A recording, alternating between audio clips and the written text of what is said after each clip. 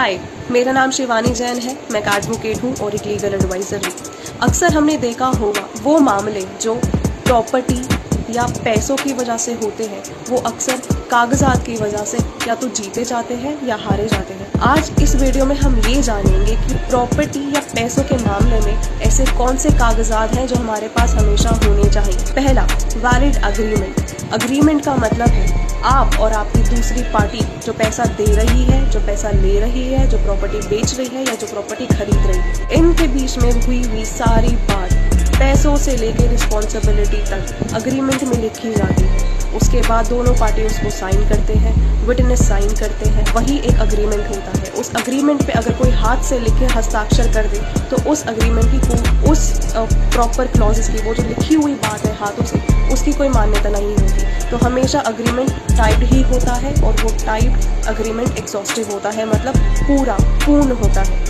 दूसरी बात, वो अग्रीमेंट आपको जाके नोटरी कराना होता है कोर्ट में, ओथ कमिश्नर के पास। आप जाएंगे वो अग्रीमेंट लेके, दोनों पार्टी आएंगी, विटनेस आएंगे, वो साइन करेंगे और वो अग्रीमेंट की एक रिकॉर्ड कोर्ट में चले जाती है।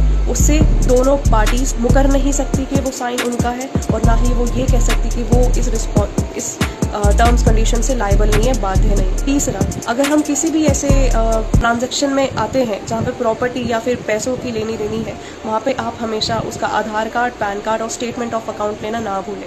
आधार कार्ड आइडेंटिटी के लिए, पैन कार्ड बैंक अकाउंट के लिए और स्टेटमेंट ऑफ अकाउंट एक वैलिड एड्रेस के लिए। चौथी बात, अगर पैसे का लेना देना है तो हम हमेशा list of assets valid proof के साथ देना ना भूलें। इससे हमारे पास एक इंश्योरिटी रहती है कि सामने वाली जो पार्टी है वो हमारे आने वाले समय में पैसे लौटाने लायक रहेगी या नहीं। इसके बाद हमारे पास एक गारंटी भी होनी चाहिए कि इन केस कुछ ऐसी सिचुएशन आ जाती है, कुछ ऐसा हो जाता है कि सामने वाली पार्टी पैसा नहीं दे पा रही है, तो ऐसे में उसके बिहाफ पे पैसा कौन देगा, उसी को हम गारंटी कहते हैं और इसका क्लॉज भी अग्रीमेंट पे ऐड कराना चाहिए। तो ये 5 चीज़ें। पहला, अग्रीमेंट हमेशा टाइप्ड होगा। दूसरा, अग्रीमेंट में सारे टर्म्स, कंडीशंस, गारंटी, हर चीज़ लिखी जाएगी। तीसरा, वो अग्रीमेंट विटनेस के साथ साइन करा के ओथ कमिश्नर से एक रिकॉर्ड में एंटर कराया जाता है, जिसको हम नोटरी कहते हैं, और स्टैम्प पेपर भी वैलिड होना चाहिए। इसके बाद जो भी पार्टीज है वो Aadhaar card, PAN card, statement of bank account लेना ना भूलें।